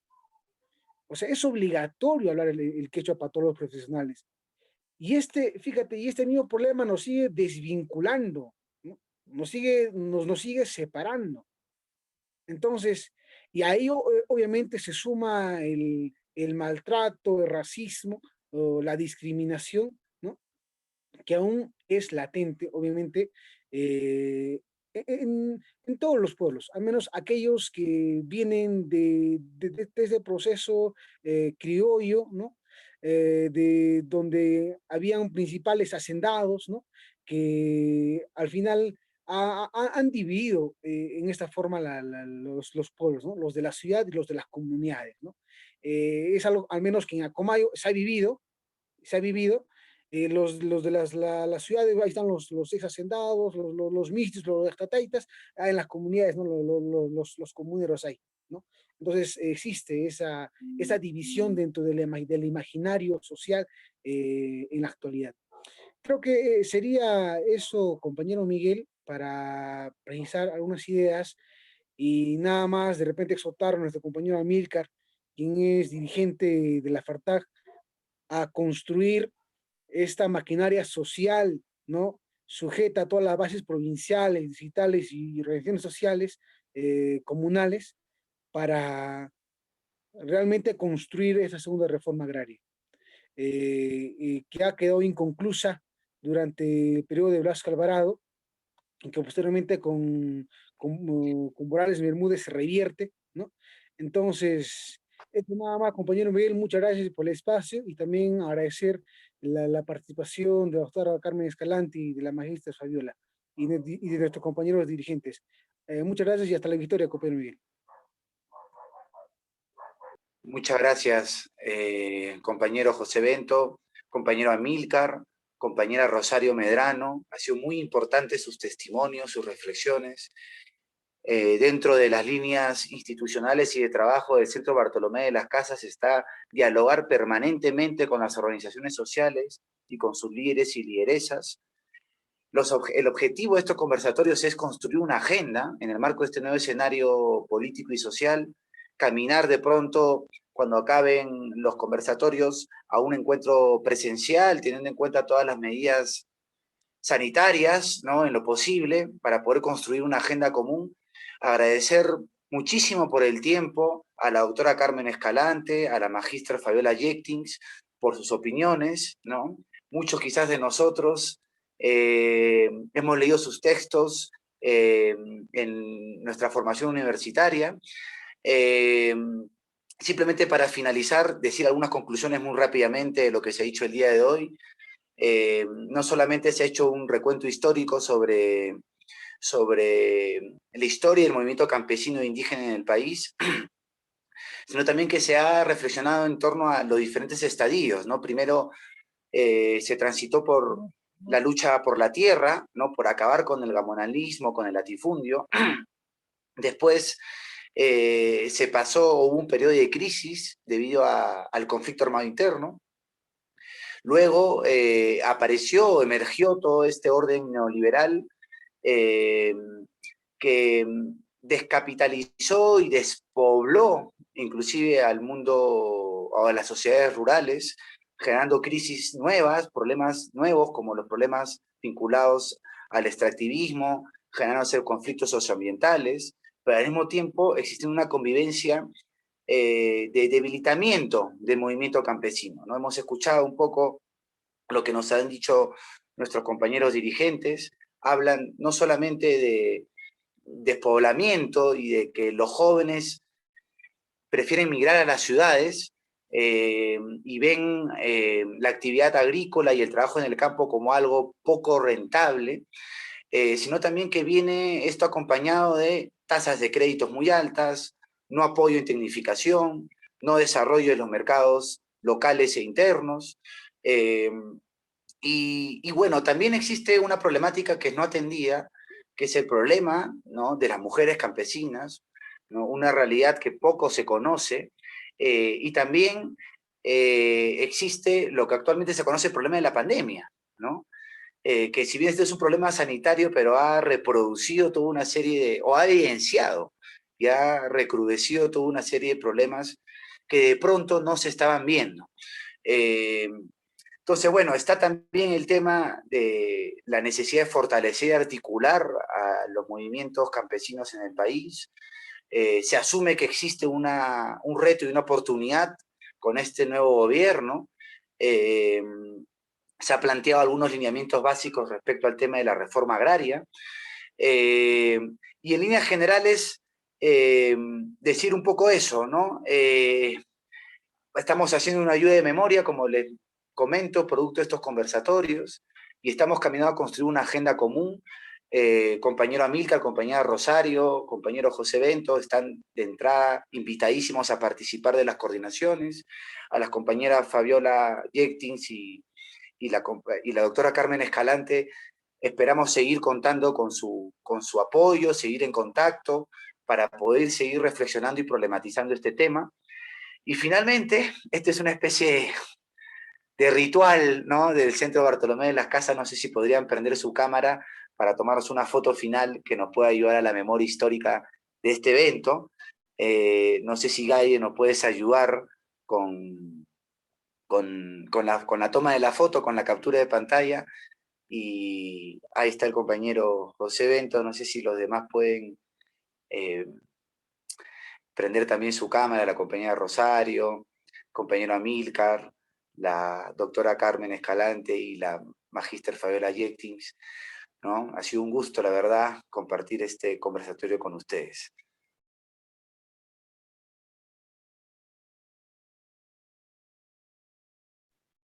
¿Se ve? ¿Estamos todos? Yo no puedo ver ahorita porque estoy desde el celular. Muchas gracias. No sé si ahí está, así nos vemos. Ahí No, Gaide nos avisas si ya está la captura, Gaide. Ya está, Miguel. Bueno, creo que ya se tomó la foto. Espero que se haya tomado. ¿No? Un abrazo. Hasta luego. Hasta luego. Gracias. Un abrazo para Que le vaya muy todos. bien. Que Dios la Hasta bendiga. luego, profesora Fabiola. Gracias por la Hasta luego. oportunidad. Hasta luego, doctora Carmen.